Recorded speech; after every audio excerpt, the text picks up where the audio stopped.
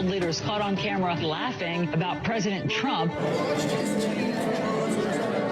Several world leaders mocking President Trump. They're laughing at him. My administration has accomplished more than almost any administration in the history of our country.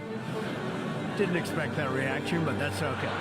World leaders mocking and ridiculing him for being completely off balance. Allies are deeply worried about him. They say he's becoming increasingly isolated. Something is very wrong.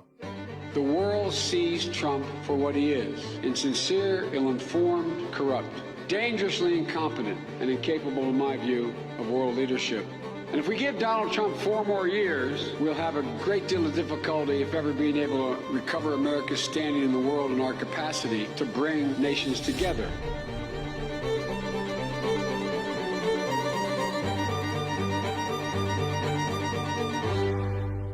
The Forum, exclusively on Facebook Live, Monday through Friday from 9 a.m. until 10 a.m. Central Standard Time. Call in or text live 414-395-0484. Thought-provoking talk radio covering all topics from local to national and everything in between.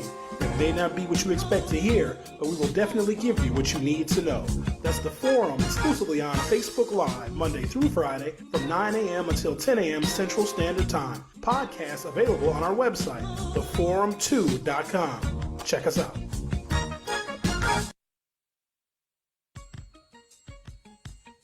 Good evening, bienvenidos, and thank you to everyone here today endeavoring towards a better, more just future for our country and our world. In fidelity and gratitude to a mass people's movement working to establish 21st century social, economic, and human rights, including guaranteed health care, higher education, living wages, and labor rights for all people in the United States.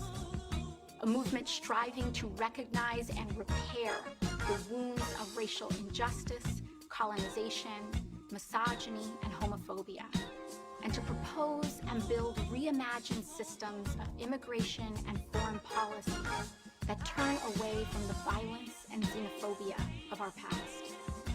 A movement that realizes the unsustainable brutality of an economy that rewards explosive inequalities of wealth for the few at the expense of long-term stability for the many, and who organized a historic grassroots campaign to reclaim our democracy. In a time when millions of people in the United States are looking for deep, systemic solutions to our crises of mass evictions, unemployment, and lack of health care, in el espíritu del pueblo and out of a love for all people, I hereby second the nomination of Senator Bernard Sanders of Vermont for President of the United States of America. Good morning. Welcome to the program. Today is Wednesday, August 19th, 2020.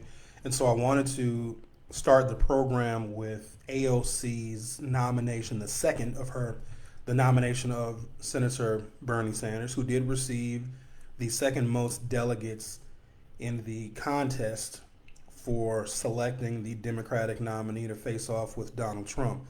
And at some point, there will need to be a reckoning with the left flank of the Democratic Party. The question is, when are we going to do it? Because we are going to have to. And some of the ideas that progressives hold near and dear are very significant, and I would say are certainly needed. The question is, where can those ideas be implemented most efficiently? Because if we don't have a reckoning with the AOCs of the world and the more progressive wing of the Democratic Party, it will threaten future elections and the ability for future Democrats to get elected. You probably know that Joe Biden was not the preferred candidate for the progressives. Neither was Kamala Harris. We have to know that going into this. And of course, the Democrats officially nominated Joe Biden last night. We'll get to all of that. And also your thoughts and feelings on night 2 of the convention. But when are we going to have the reckoning with the left flank? You know, Joe Biden is not going to adopt all of Bernie Sanders' policy proposals because it probably just wouldn't be good politics to do so. And I've made the case many, many times for many, many years that some of those more progressive ideals are most efficient when they are implemented at local levels of government. But trying to get those very important, right? Healthcare, wealth inequality. Progressives do a dance around race. They try to, say inequality comes first and poverty comes first. And if you address those things, then the racial problem will go away. That is where Bernie Sanders has continued to miss the mark. If you listen to just what the progressives say, the details of their policy platforms, all of that stuff is seriously fantastic. Free college, forgiving student debt, evening out inequalities, all the things that we would agree, most of us would agree, are wrong with America. The progressives have an answer for that. They do. But do you wonder why African American voters overwhelmingly rejected Bernie Sanders? And that is something that I don't think younger progressives don't quite get that, because they think that they are speaking directly to the needs and the wants of African Americans by implementing this entire new economy where we don't have to pay for health care anymore, where wealth is, more evenly distributed. But you never hear the progressives talk about reparations. They stop there. It's because they have a very shallow understanding of the complexities of race. And if you come up with a bunch of ideas and a bunch of policies that just give people things that some people may not achieve in a lifetime, then at the same time you can solve the race problem. That is the issue that a lot of African American voters have with progressives, because on its face, the agenda speaks directly to the inequalities that African Americans face. But if you are not talking about the interplay of race, then you are missing the mark. And by no means does Joe Biden, check all the boxes when it comes to making sure we're going to have racial equity. But Bernie Sanders doesn't do it either. He sidesteps race. He basically says that black and brown people, well, you're just poor, so if we raise your wages and make your health insurance free, then there won't be any racism anymore. And he's continued to make that claim campaign after campaign. And he's keeping that theme alive.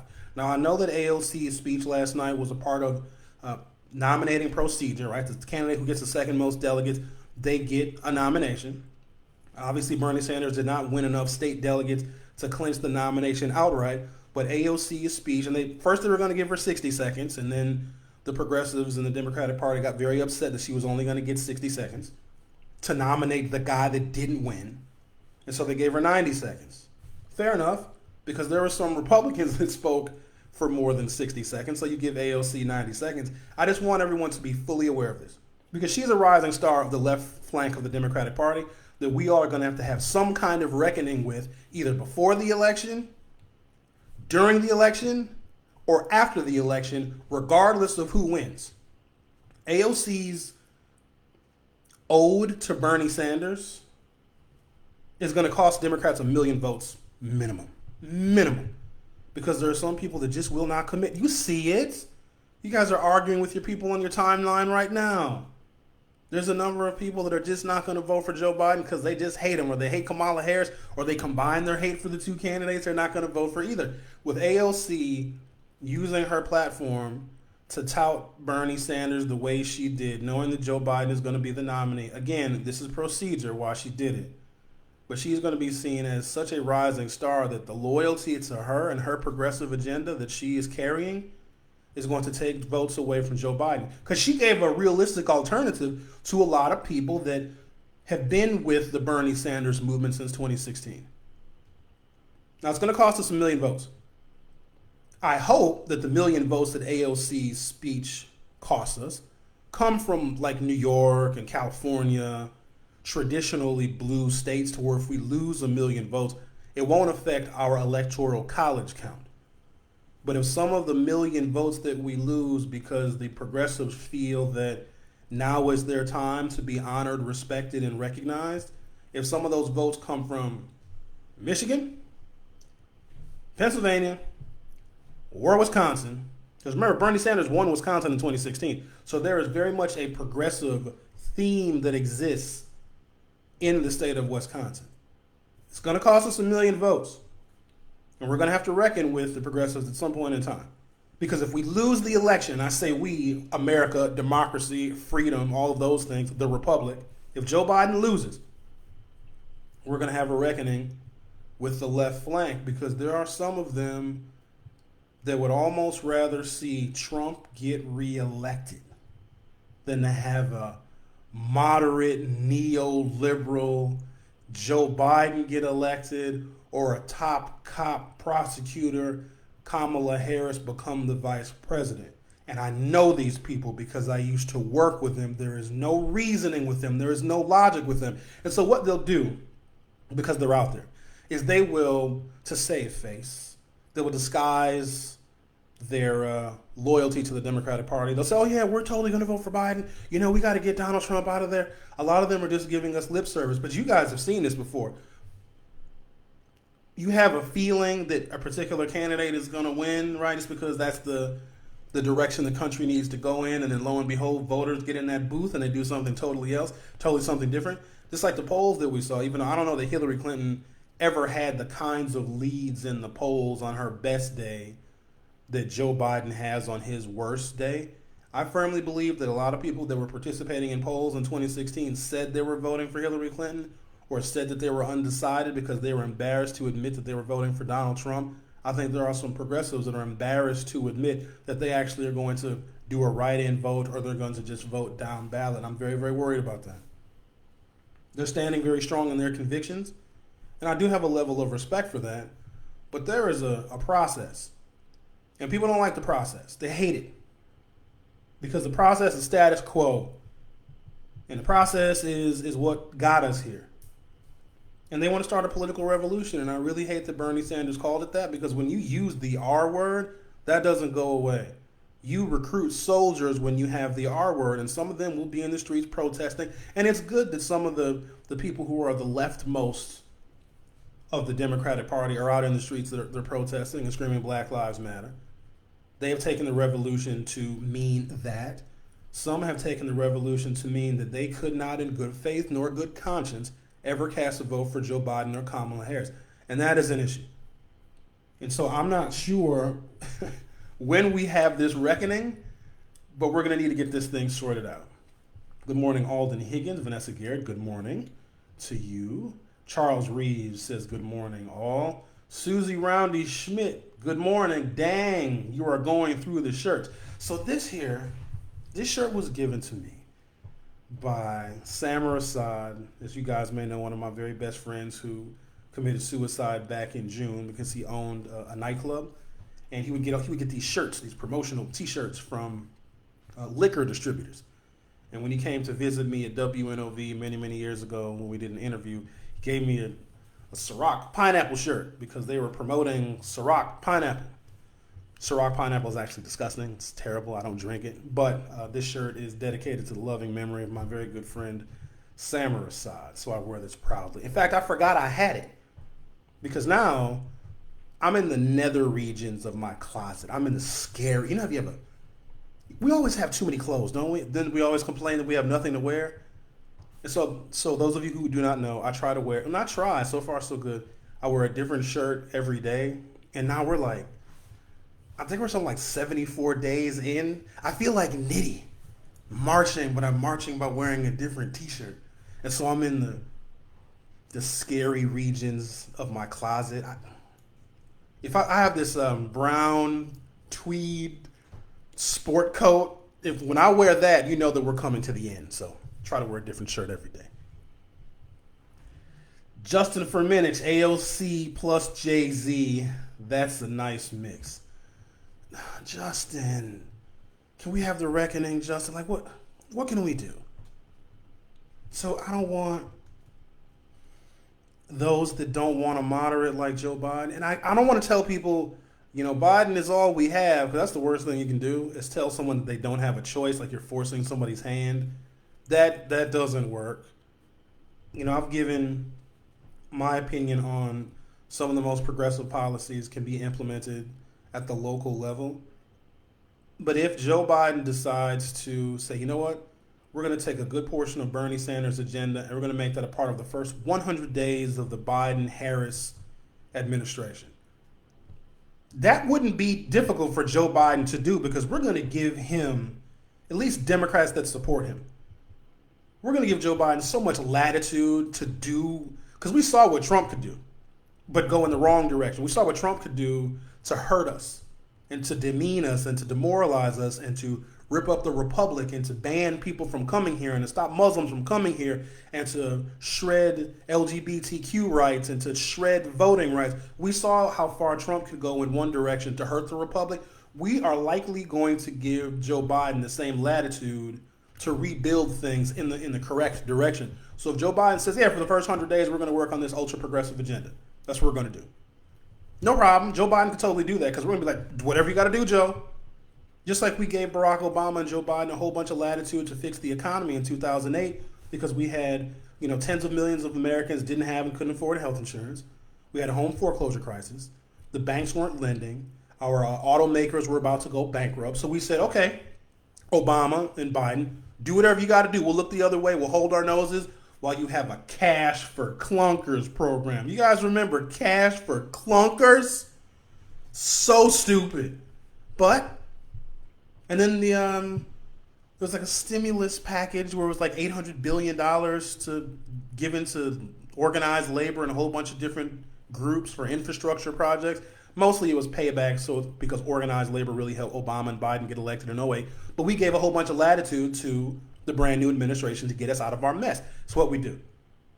But if we give the same latitude to Joe Biden and Kamala Harris as a olive branch extension to the progressive wing of the Democratic Party they're not happy right now. We know they're not happy because they've been telling us since 2016 that they're not happy with moderates and status quo and something.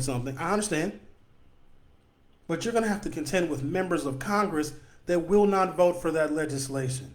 That is where the issue is. There needs to be more progressives, or even if you want to call them Democratic socialists, in the House of Representatives and in the U.S. Senate, because if there is no cohort of them in the House, there's no committee. If there's no committee, there's no power. If there's no power, there's no influence, there's no ability to bring any one of those progressive proposals to the legislative floor for a vote. So they got to start at the grassroots where the movement started. That grassroots movement of progressivism needs to get more people elected because right now there's less than 10 out of 83,000 elected officials in the country. You cannot shape shift the United States of America and completely turn our politics totally leftward. Doesn't matter how many poor people we have. That doesn't matter. Even if you're talking about a progressive agenda that speaks to the economic woes of people, Donald Trump has got poor people that are still going to be voting for him. So poor Democrats that can't afford health insurance, whose wages are too low, who are dealing with vast inequalities because of capitalism, are not necessarily going to see democratic socialism or ultra-leftist politics as their way out. Now, I'm all for democracy. And if the left flank of the Democratic Party, because AOC will run for president one day, I promise you. I think she's too young. You got to be 35. She's not 35 yet. Oh, I could see her. Well, it depends on how old she's going to be. And I don't know what's going to happen in 2024. Hell, I don't know what's going to happen in 75 days. But I could see her primarying a more moderate Kamala Harris for the nomination. I could see that. Udell Harris, good morning, my brother. Good morning, Renee Lewis. Justin Firminich. Oh, here we go. Oh, the crazy lefties are all up in arms about the fact that there have been a bunch of GOP talking at our convention. I wish that we as Democrats with this really big tent were more tolerant. We're not. We're more tolerant if you're gay, if you're black, if you're an atheist, than if you're moderate, right? You're the enemy, even if you cast all your votes for your entire life for Democratic candidates. They're not nearly as tolerant as someone who has a different worldview or perspective on democratic policies.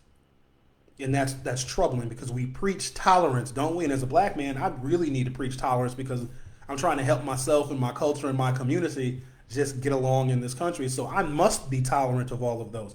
But it's amazing that The backbone of the Democratic Party, African American women, black women are not progressives. They're not. If you think they are, you don't know any. Now, black 21-year-old young women with $300,000 in student loan debt, working a minimum wage job, still living with their parents are progressive. Probably because the world has not been kind to them, and progressive policies answer some of the worries and the woes that they have. That makes a lot of sense. Go to church on Sunday. Go to a black church on Sunday, progressive. Because we're tolerant people as black people. You're totally welcome at our church. Just don't wear jeans.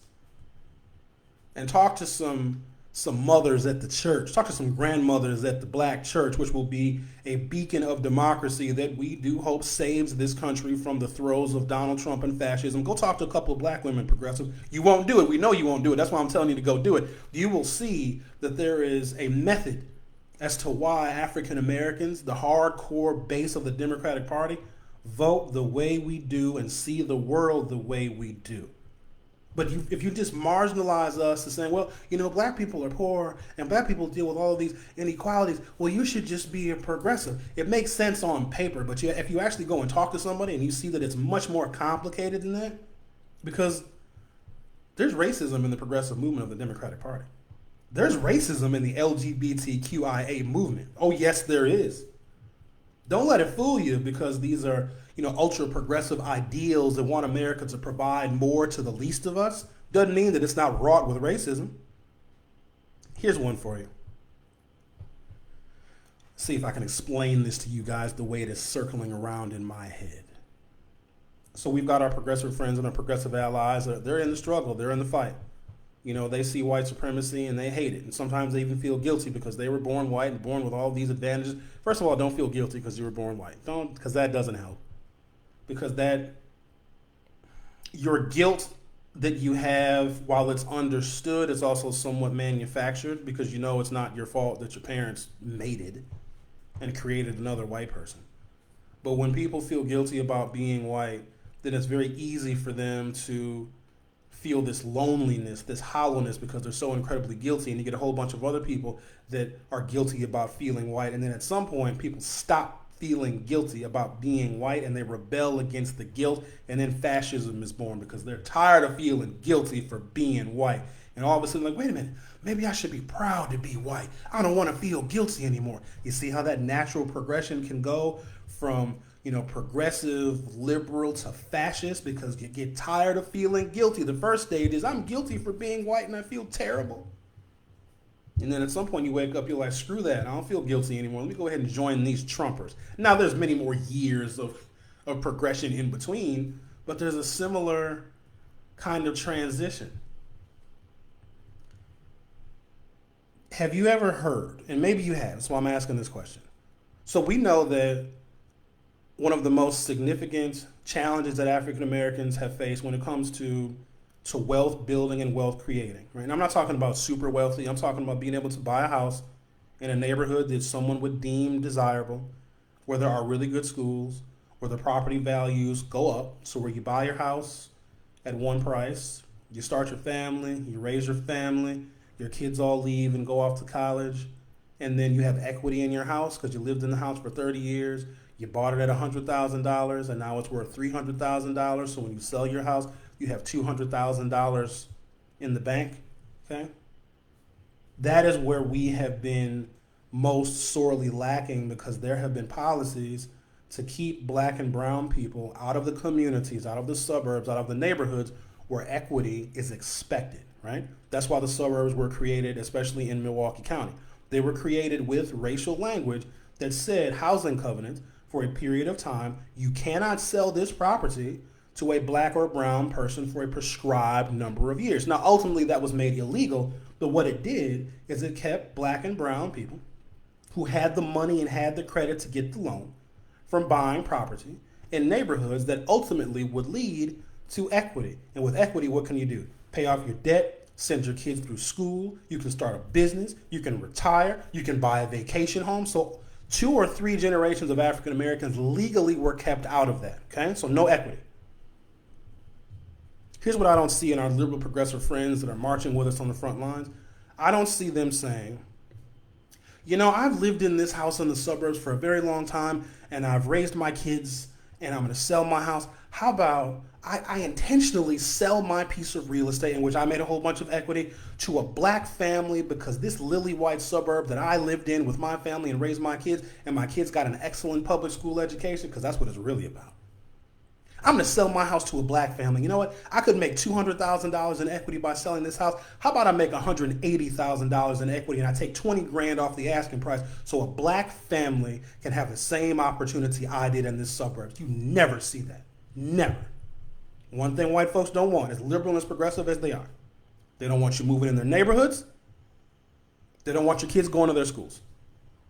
Now, they'll have a Black Lives Matter sign in their front yard, but they would rather not sell their house to somebody black. Meaning that if they want to live up to their progressive ideals and say, you know what, there's a black family that doesn't quite have the income to pay the asking price for this particular house in Wauwatosa or New Berlin or Muskego or Mugwanago or Waukesha or Ozaukee or wherever, we're going to lower the price a little bit so we can play our part in helping to diversify this neighborhood so that more African Americans can have the opportunity to live in this community where the schools are good. They never do that. But you know what they do?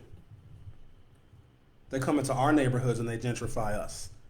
They never go above and beyond to sell their property. Once they've already gotten their equity out of it and they've raised their kids and their kids are off and graduated from school, they don't go above and beyond to afford that same opportunity to black and brown folks. But what they do is they'll come into black and brown neighborhoods, buy property there cheaply, fix it up with the equity they got in the suburbs, and force other black and brown people out of our own neighborhoods, because once the white folks move in and they get that equity that they earn because of white supremacy and because of policies that allow white people to gain that equity by living in these racially divisive suburbs, and they buy a property in our neighborhoods and the property taxes shoot through the roof, and you know what that creates? Another class of homeless African Americans called gentrification. Will they sell their suburban properties to us? Nope. Will they come into our neighborhoods and buy property from us and raise our property taxes, which leads to more tax foreclosures? Yep. And when you have more tax foreclosures, what do? Buy more property cheaply. I mean, we've got city neighborhoods in city of Milwaukee, which makes no sense, right? To me, that we've got neighborhoods in the city of Milwaukee that are still exclusively white. 3rd Ward, 5th Ward. Walker's Point is a little bit more diverse. Bayview. Still white segregated. Not only that, are these still white segregated neighborhoods in the city proper, in the city of Milwaukee. So I used to be on this app called the Nextdoor app. You guys know what the Nextdoor app is? And then they also have a bunch of Facebook groups that are native to these diverse Milwaukee neighborhoods. When I say diverse in the opposite direction, because they are majority white neighborhoods. And it's, hey everybody, they're typing on their computers. Or in the Nextdoor app, black man walking his dog. Everybody be on the lookout. He was seen walking his dog at 12:30. He doesn't look for a suspicious person walking around. And that's what they do, because they know they live in a neighborhood, in a city that is diverse, but they still want to maintain the whiteness of these neighborhoods. And these are people that vote for Democrats all the time. And so to get back what I was saying earlier, progressives fool us, because when it comes to putting their money where their mouth is and they really want to be a part of the movement, they will not provide the opportunity for black people and black families to even if they've made their money off of their property. They've lived in the house for 30 years. They're not going to say, you know what, I made money off of this house. I could ask $400,000 for this house, but instead there's a black family. They've only been pre-approved to $375. I'm going to sell it to them because I'm doing my part to allow them to have equity. And I'm still making 6 figures. But I'm allowing this black family to live in this neighborhood because as a white person, I want to diversify the place in which I live. And the attitudes that have persisted in this suburb, some of these white folks may say, is because there have been no black families. When white people and black people raise their kids next to each other and their kids grow up together, racism falls by the wayside, because you can say that you actually have a black friend. Well, I've lived next door to the Hugheses my whole life. They're good people. But they'll come into the city and gentrify our neighborhoods. And remember, these are folks that want a pat on the back for helping these underserved communities. It is the biggest scam I've ever seen, and they're going to sit here and pretend that we don't think it's happening. That's why black people don't vote for progressives, because it's fake. It's fake. You're trying to coax us with all of these programs because we're so poor and we're black people and we can't stand on our own because racism is clearly killing us. Racism is a problem, but black people are successful everywhere you look in this country. But to have a political movement that it doesn't totally classify black and brown people as disproportionately poor and undereducated, not entirely, but it speaks to us like that's the majority of us. You know that 75% of African Americans in this country qualify for zero welfare and zero social services because they make too much money? 75%. 3/4 of black people don't get anything free from the government because they have this thing called income. And so I'm bringing all this up because the reckoning needs to take place. And if it doesn't, if we don't have this conversation so we can all be on the same page, then disaster is afoot. Because now the country is weak and vulnerable. And anybody essentially can take over with any agenda that sounds different and better than Donald Trump. But that vulnerability is dangerous because even people on the left will exploit it. Because they can very easily make the case and say, Joe Biden is a racist. Joe Biden, 1994 crime bill. Kamala Harris, something, locked up a bunch of people. Oh, that drives me nuts. That's almost as bad as when Republicans say, Sherwin, Republicans freed the slaves. Oh, Sherwin, the Democrats were the KKK. And you got stupid black people still running around saying that stuff. So disappointing. Alicia Griffin. Kamala versus Kamala. Kamala. Did I say it right? I used to say Kamala. But now I'm being more respectful because she is the vice presidential nominee. Kamala Harris. It's very poetic. Kamala. Hello, Kamala. I'm Sherwin. L.A. Thomas, good morning to you. Star, good morning. Eileen Seeger says, good morning. Marcy May, time to wash. What are you washing, Marcy? Maybe you're, whatever you said, somebody laughed at it. Wash my shirts. I wash my shirts. Y'all bogus. I'm not even, wait till you see, I think next week will be just a bad shirt week. What are you going to do?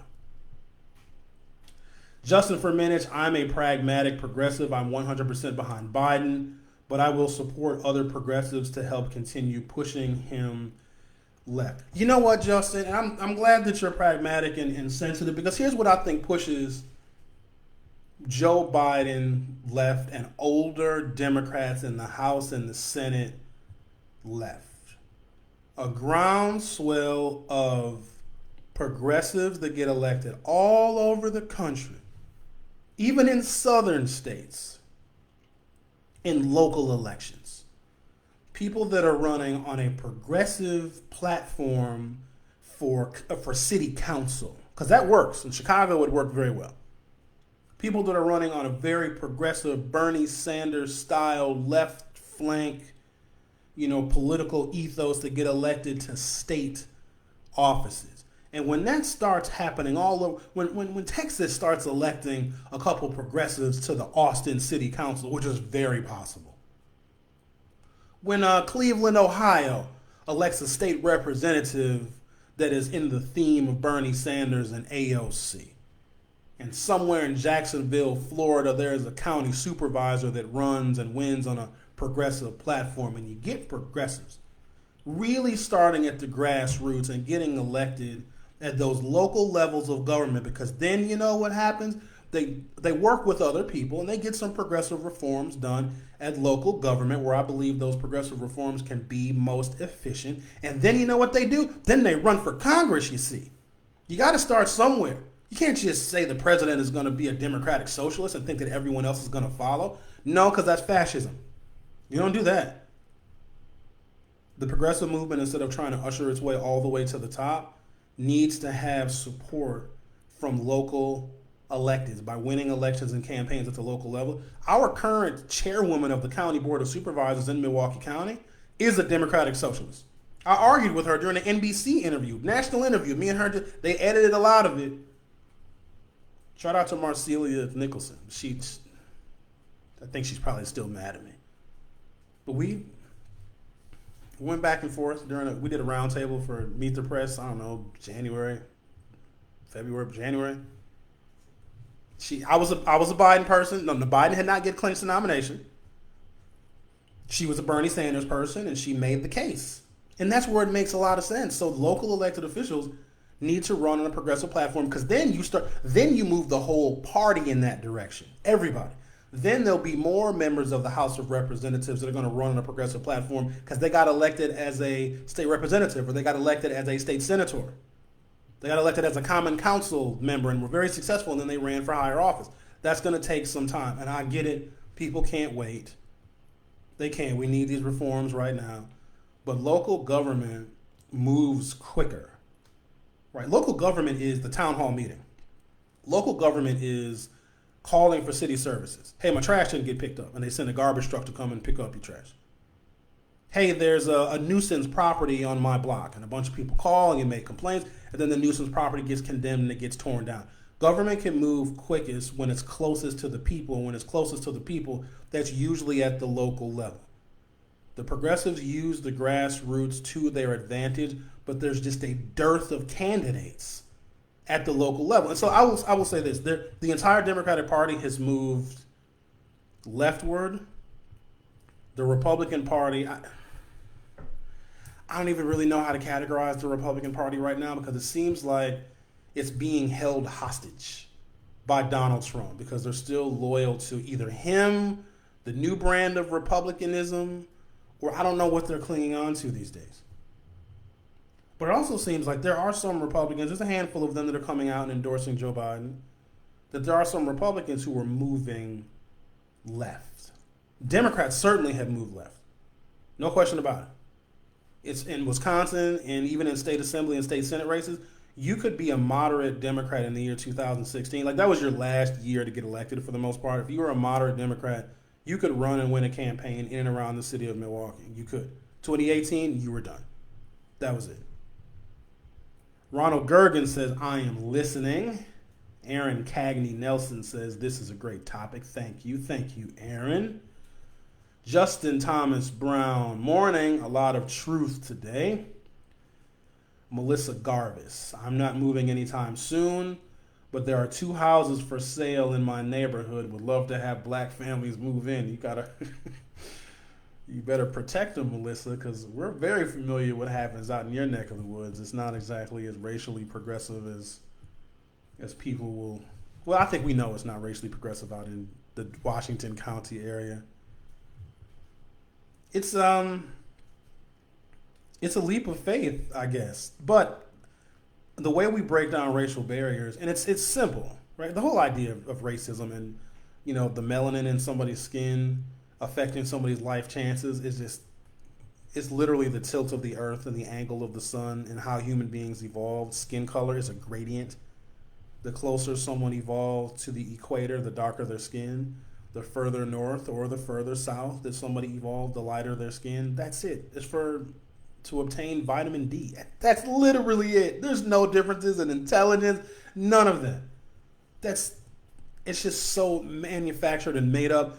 But it also, racism that exists, like, don't be, shocked when people don't want to get a vaccine and they don't believe science and don't believe doctors, because the concept of race can be explained away by science, but nobody likes science anymore. Which is weird, because if somebody gets sick, go to the doctor. You don't want a doctor that says, I don't believe in all this medicine stuff. Just go home and eat some spaghetti. No, you want science when you're sick, don't you? But that same understanding of science, when someone is sick, they shoo it away when it comes to explaining things that they hold near and dear, like separatism and racism.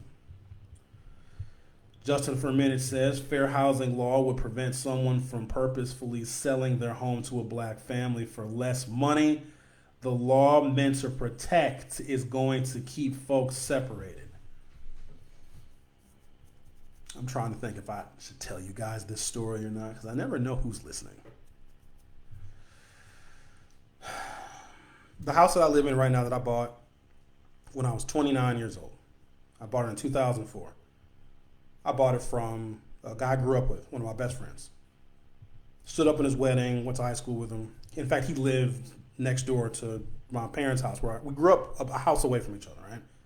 And so he bought property in the city of Milwaukee when we were young. And I was looking for a house, and he had this house. Now, it also is at the cusp of the bubble, when real estate prices were just, they're on their way up to the financial crash, which ultimately happened in 2007, 2008. So I bought this house, and back then it was really easy to buy a house because George Bush, a lot of folks may not know this, but George W. Bush, when he was president, he saw that there was a lack of minority home ownership, or it was drastically below, and it always has been below our white counterparts.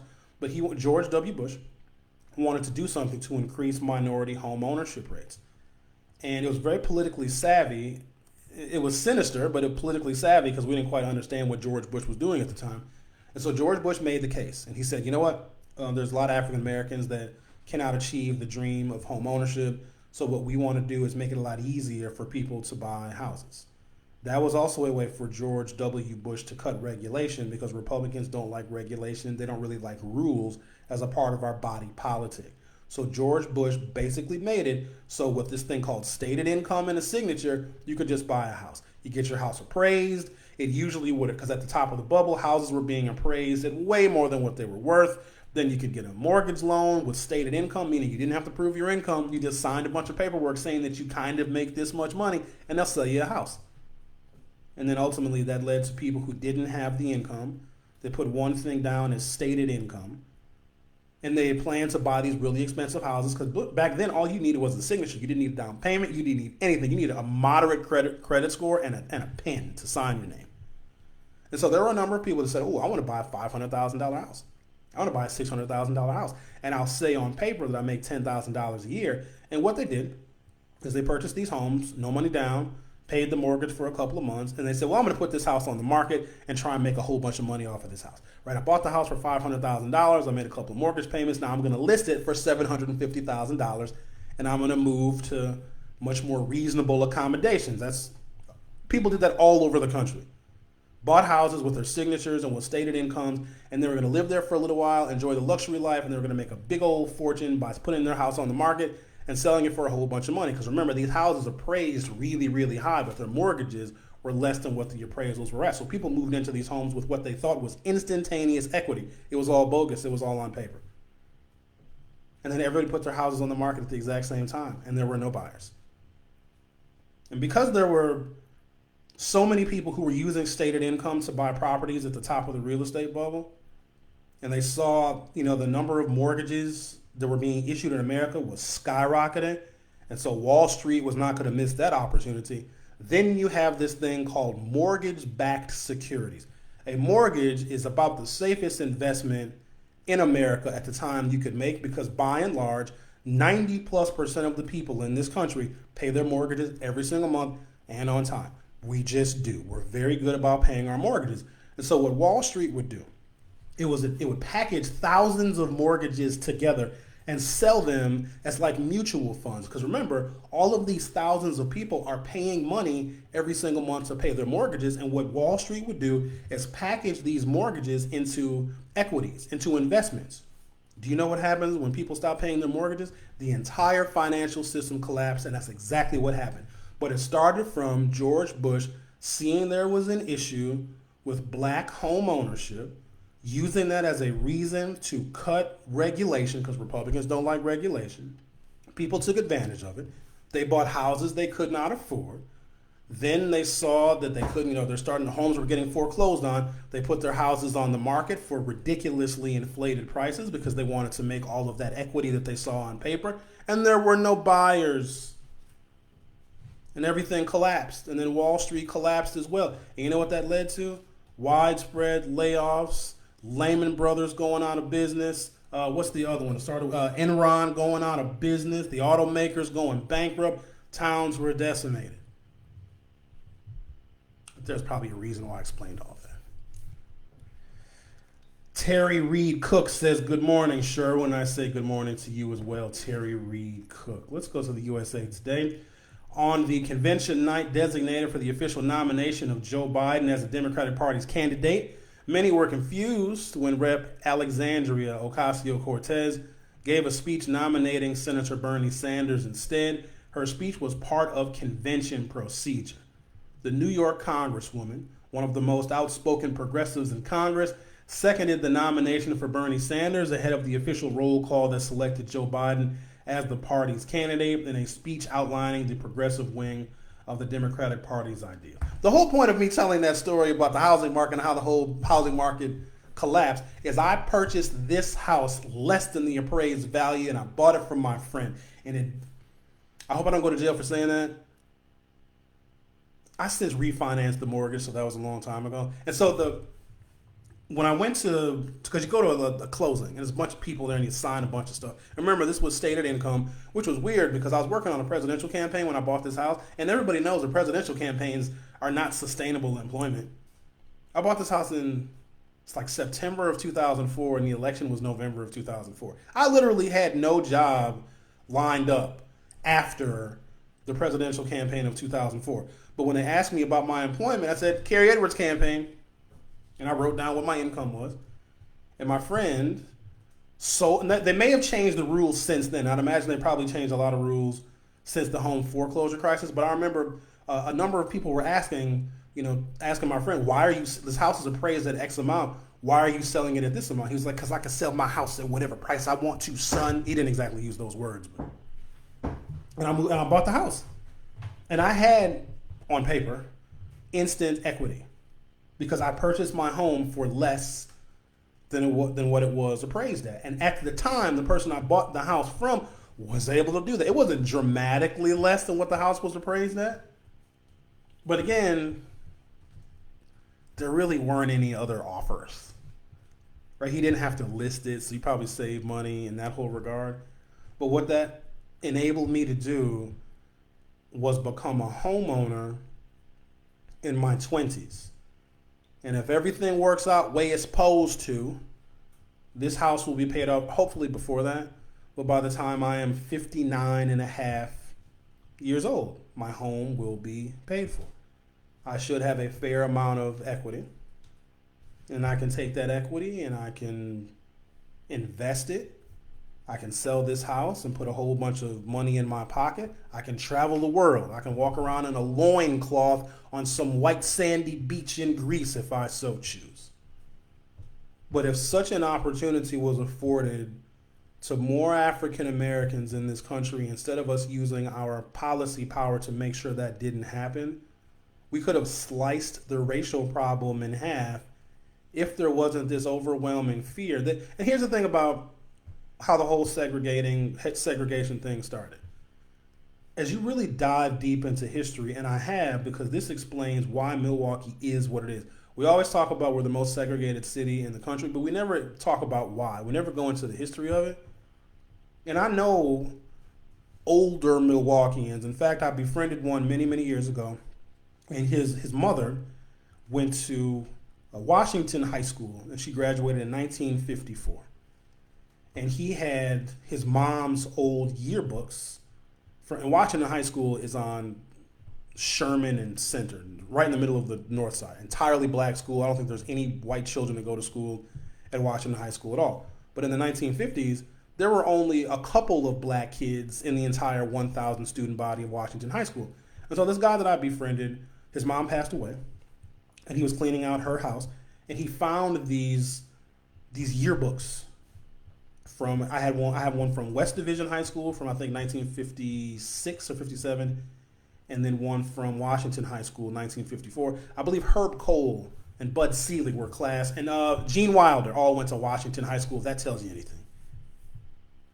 And it was amazing because it was history frozen in time. And kids, and I almost felt bad because the people that signed this man's mother's yearbook in the 1950s, you get to read these conversations from the sock hop era when they were listening to Buddy Haley in the comments. It's amazing, just reading this writing of these signed yearbooks from the mid and early 1950s is just mind-blowing. The racial problem, when it comes to black people moving into neighborhoods, was manufactured. White homeowners that lived in the city of Milwaukee, because a lot of our majority black neighborhoods right now used to be white. The fear was stoked by real estate prospectors, and they intentionally used propaganda to scare white homeowners into saying, if a black family moves into this neighborhood, the investment, your property value is going to go down. That was factually inaccurate, but people thought that is what the case was going to be. And they didn't want to lose the investment in their home because they had a plan for this house. People came back from World War II. They got the GI Bill to buy this house, to go to college. They didn't want anything messing with their investment because the trajectories of their families was based upon this big investment of buying a house. And so real estate prospectors came and said, okay, look, white people, when the blacks move in and they're coming up here from the South, and there was evidence of that. My parents came in the second great migration from the South to the industrial Midwest. And they said, okay, your house is worth $15,000. When the blacks move in, this same house is only going to be worth $7,000. I'll give you 10 grand right now if you move. And they did.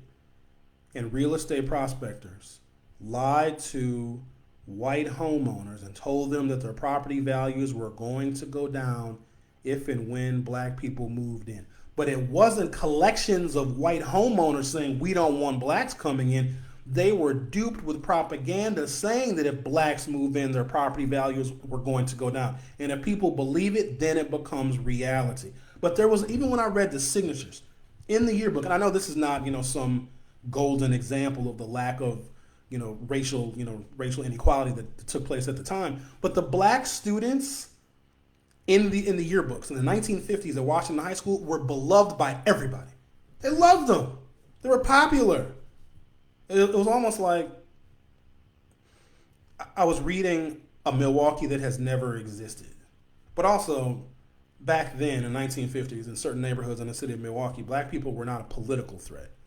There were not enough of us to influence an election. Now, Vel Phillips did get elected alderwoman in, I believe, 1954-ish.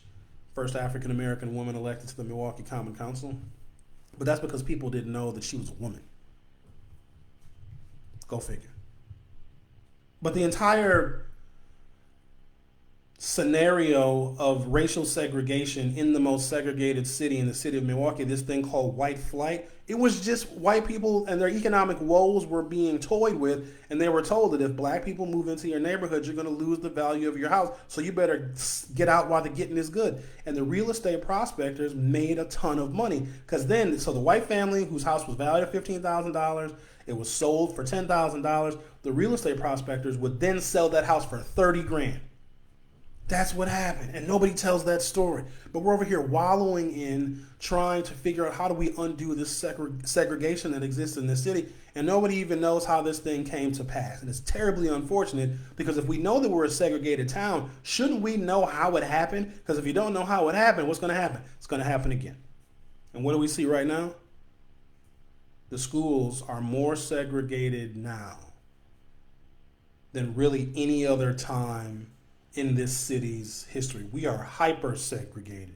And when you do that, now you're abutting against that constitutional amendment, separate versus equal when it comes to education. Brown versus the Board of Education in Topeka, Kansas, that says when you have schools that are homogeneously one race, homogeneously black, like 90% black, and you have another school across the tracks that's 90% white, those schools are going to be inherently unequal. And when they are, and when you can prove it, and we can prove it, because if you look at the performance, when you look at the graduation rates, when you look at the college admission rates of Milwaukee public schools that are majority black, and then go to the Shorewood School District, go to the Whitefish Bay School District, go to the Germantown School District, go to any other majority white school district, and just look at the stark contrast. We are now violating the Constitution with how we are administering education, but you're telling black people they're supposed to love their public schools? We got to get to some level of understanding here. So I guess I can admit this now. I felt like I didn't do my homework because I didn't watch night 2 of the convention. I didn't watch it. I watched tonight. I didn't watch it last night. But from all accounts, from what I've read, it was, it went off okay. I hope I had you guys fooled that I actually watched it. I couldn't watch it. I was busy. I was doing things. Sherwin does things sometimes. How about this? Speaking of things, from CNN Politics, embattled Postmaster General Louis DeJoy reversed course yesterday, saying that all changes being made to the Postal Service would be suspended until after the November 3rd election. just as 20 Democratic states announced plans to file federal lawsuits. DeJoy said that some of the deferred decisions mean that retail hours at post offices will not change, mail processing equipment and blue collection boxes will remain in place, and no mail processing facilities will be closed. At least 20 Democratic attorneys general across the country are launching a multi-pronged legal effort to push back on the recent changes that disrupted mail delivery across the country and triggered accusations that Trump and his appointees are trying to undermine mail-in voting. So I don't want to call that a victory just yet because, now remember, these changes are suspended to or through November 3rd. So there will be a number of people that will get their level of confidence back about sending their mail-in ballot. I'm not voting by mail, but some of you probably will, hearing that under threat of lawsuits, Louis DeJoy, the Donald Trump appointed Republican donor, Postmaster General, is going to suspend these changes and these hours cuts and all of the processing equipment. They're going to suspend that until after the November 3rd election. Do you know that the issue with mail-in ballots, some of them are going to be arriving after that date? So just because the changes are suspended up until the election, there's going to be the processing of some mail-in ballots in some corner of this country after November 3rd, meaning that if all of these sweeping changes that Louis DeJoy and Donald Trump want to implement to hog tie the post office, if those get implemented the day after the election, we're still going to have problems. I just don't see this election going off without a hitch. If you want to potentially look into the future, good luck. But if you follow what's going on in Belarus, I want you to take a look at that. Now, many of you may not know where the country of Belarus is. It's in Eastern Europe. It is probably one of the only Soviet-style authoritarian nations left on Earth. And they had a candidate who is very, very, very similar to Donald Trump, who just ran for re-election. He wins 80% of the vote. He had an opponent. His opponent was thrown in jail because this authoritarian dictator fascist didn't want a challenger. And then I believe when his opposition was thrown in jail, his wife ran as well to try and fill the seat. And now the people in Belarus, there's protesting going on in the streets right now because they believe that the election was a sham. And so because it is happening somewhere else in this nation, that very well could be a harbinger of what could be to come here in the United States, because you guys know that Donald Trump needs to get reelected because the statute of limitations will expire in January of 2021. So if Donald Trump wins, hook or crook, he cannot be prosecuted for crimes that led to a number of his associates and campaign operatives to get federal prison sentences. So I think that's about it, guys. Appreciate each and every one of you for hanging out and listening. And of course, we do this every day from 9 a.m. until 10 a.m. Monday through Friday. If you haven't gone to our website, check it out, theforum2.com. We also have a YouTube channel where you can see all my shirts. It is theforum2.com on YouTube. You guys have yourselves a wonderful day, and I will see you all tomorrow.